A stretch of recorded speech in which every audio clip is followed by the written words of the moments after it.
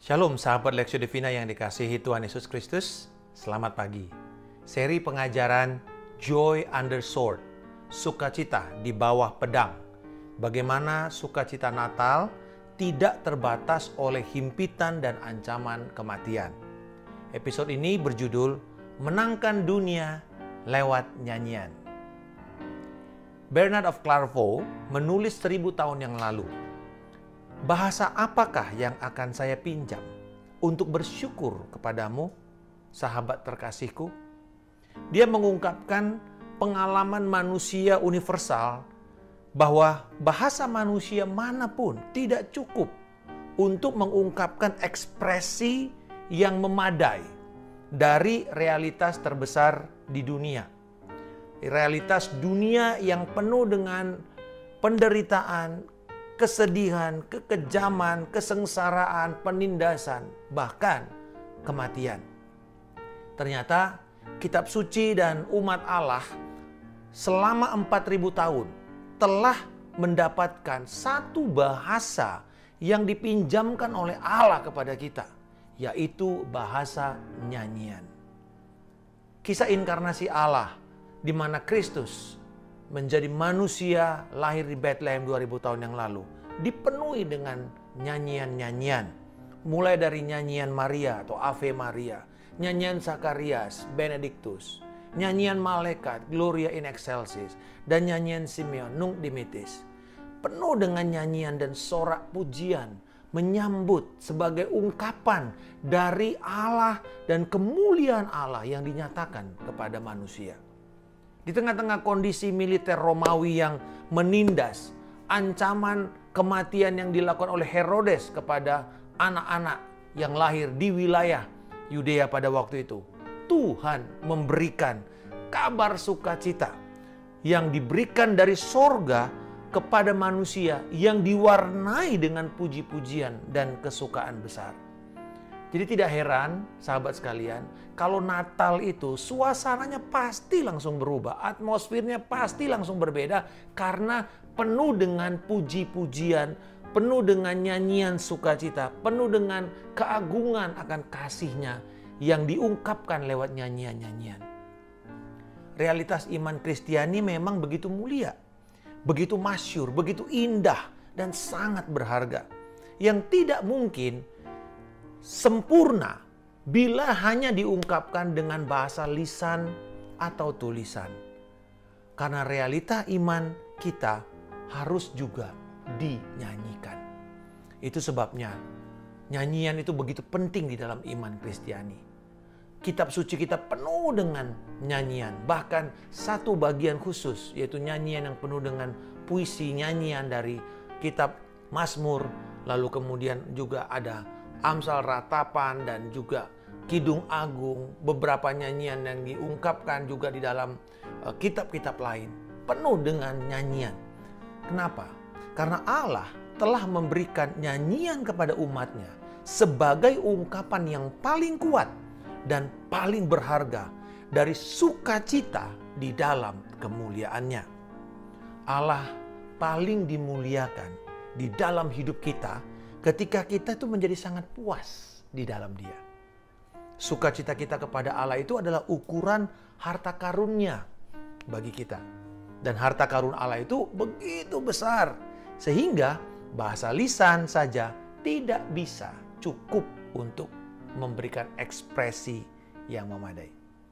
Kemuliaan Allah akan menjadi sangat terang bersinar saat kita memuji dan menyanyikan kesetiaan kasih-Nya pada waktu khususnya keadaan yang menderita dan sengsara karena kasih Kristus yang kita hidupi. Yesaya 35 ayat 10 berkata, "Dan orang-orang yang dibebaskan Tuhan akan pulang dan masuk ke Sion dengan bersorak-sorai. Sedang sukacita abadi meliputi mereka. Kegirangan dan sukacita akan memenuhi mereka. Kedukaan dan keluh kesah akan menjauh." Wow, luar biasa. Bagaimana janji kelepasan kepada bangsa Israel itu dipenuhi dengan nyanyian dan kesukaan. Dan dikatakan kesukaan dan nyanyian abadi. Artinya, bukan hanya pada waktu mereka dibebaskan kembali dari pembuangan, tapi juga sampai Kristus datang, sampai nanti kedatangan Kristus untuk kedua kalinya, akan penuh dengan pujian dan nyanyian. Bagaimana nyanyian kesukaan orang percaya itu bisa memenangkan dunia yang ada di dalam kegelapan dan di dalam kekecewaan serta keputusasaan? Yang pertama, nyanyian kesukaan mengutus kekasih-kekasih Kristus kepada bangsa-bangsa. Mazmur 92 ayat 2 dan 3. Menyanyilah bagi Tuhan, pujilah namanya, kabarkanlah keselamatan yang daripadanya dari hari ke hari. Ceritakanlah kemuliaannya di antara bangsa-bangsa dan perbuatan-perbuatan yang ajaib di antara suku-suku bangsa. Ratusan misionaris atau utusan-utusan Injil telah pergi ke bangsa-bangsa oleh karena dorongan dari Mazmur 92 ini. Di mana mereka merespon untuk pergi ke bangsa-bangsa, mengabarkan keselamatan dari hari ke hari, ke tempat di mana mungkin orang tidak pernah mau mendengar atau mungkin bermusuhan dengan iman Kristiani. Tetapi mereka tetap akan pergi juga. Kenapa? Mereka pergi karena merespon panggilan Allah. Dan umumnya kalau kita mengutus para utusan Injil ini, para hamba-hamba Tuhan pergi ke ladang misi, maka biasanya mereka merespon dan diutus dengan doa dan juga dengan nyanyian pujian. Sungguh kau berangkat dengan puji-pujian. Pohon-pohon akan bersorak-sorai, gunung-gunung akan bersukacita. Itu adalah bagian dari kesukaan di dalam para utusan Injil memberitakan firman kepada bangsa-bangsa. Kedua, nyanyian pujian menopang umat Tuhan di dalam kesukaran hidup mereka. Markus 14 ayat 26. Yesus dan murid-muridnya dicatat begini. Sesudah mereka menyanyikan nyanyian pujian, pergilah mereka ke Bukit Zaitun. Saat itu, Yesus dan murid-muridnya akan mengalami satu kesukaran hebat karena akan ditinggalkan oleh Yesus, di mana Yesus akan diadili lalu kemudian akan disalibkan dan mati. Dan mereka akan tercerai-berai, kata Yesus. Mereka akan lari dan ketakutan. Tetapi sebelum mereka mengalami dan melewati semua itu, mereka mulai dengan puji-pujian, dengan nyanyian. Artinya, nyanyian ini mempersiapkan umat Tuhan untuk bertahan di dalam kesukaran-kesukaran. Baru-baru ini saya menyaksikan film klasik War and Remembrance dengan latar belakang Perang Dunia Kedua dan pembantaian bangsa Yahudi di Auschwitz. Saya menyaksikan kekuatan dari nyanyian di tengah ancaman gas beracun, penyakit tifus, kerja paksa, bahkan ditembak mati. Mereka tahu pada waktu besok mereka akan mendapat giliran untuk masuk ke ruang gas itu. Mereka menutup pertemuan rohani mereka dengan firman Tuhan. Dan kemudian setelah mereka berdoa, mereka mulai dengan nyanyian. Dan akhirnya penuh dengan kesukaan. Saya bisa membayangkan bagaimana mungkin besok mereka akan mati.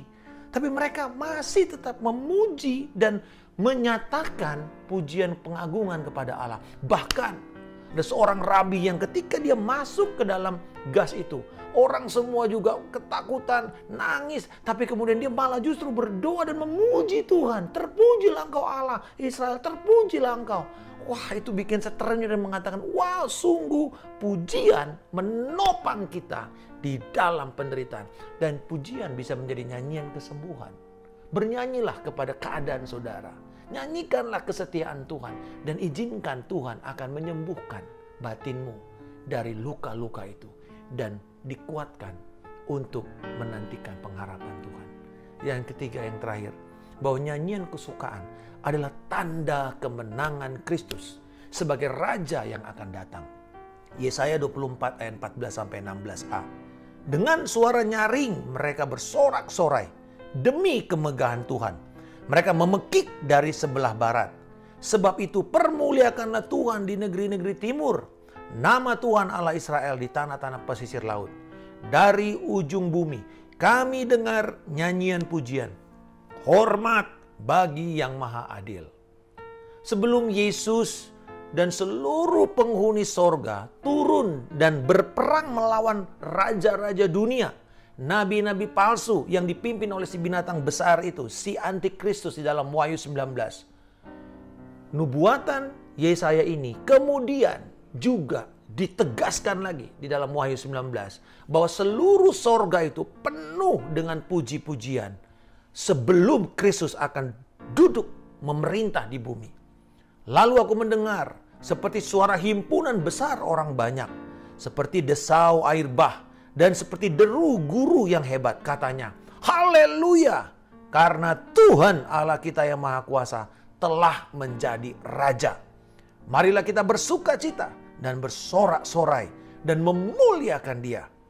Karena hari perkawinan anak domba telah tiba dan pengantinnya telah siap sedia. Wow, tanda kemenangan Kristus sebagai Raja yang akan memerintah di dalam kerajaan 1000 tahun di bumi pada saat kedatangan yang kedua kali. Justru ditandai dengan apa? Nyanyian kesukaan, nyanyian pujian. Haleluya. Terpujilah Allah.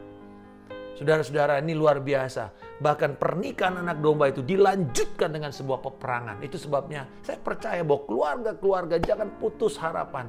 Di dalam pernikahan kita akan ada banyak peperangan-peperangan. Tetapi marilah mulai dengan memuji dan meninggikan Tuhan sebagai awal dari kemenangan yang Tuhan sudah janjikan. Kristus mendapatkan pujian tertinggi dari umatnya. Penghuni sorga menyanyi pujian itu dan mendapatkan berkat sukacita. Dan dunia dipulihkan dengan kedamaian sejati. Baik Yesus sebagai Raja, baik para pemuji, baik dunia yang mendapatkan pujian, semua beroleh berkat yang luar biasa. Kiranya Natal ini, nyanyian kesukaan itu akan terus bergema. Baik dari hidup kita maupun dari perkumpulan, dari gereja, dari rumah tangga. Nyanyian sorgawi ini akan terus kita kumandangkan bahwa Allah yang telah menjadi manusia. Dan nyanyian kesukaan menantikan kedatangannya yang kedua kalinya. Sementara itu, keadaan kita sekarang ini, kita tidak boleh putus asa. Tetapi justru kita harus mengambil satu keputusan, ketetapan untuk terus menyanyikan pujian akan Kristus yang telah mengasihi kita dan mempedulikan kita. Bapa di surga, aku bersyukur atas nyanyian yang Engkau berikan kepada umat-Mu sebagai ungkapan tertinggi dan penuh kuasa melewati segala kondisi dan tekanan dunia. Aku akan terus menyanyikan pujian bagi Kristus dan memberitakan kasih-Mu kepada bangsa-bangsa. Di dalam nama Tuhan Yesus Kristus, aku telah berdoa dan mengucap syukur. Haleluya. Amin. Salam kemenangan. Saya Pendeta Markus Simanjuntak.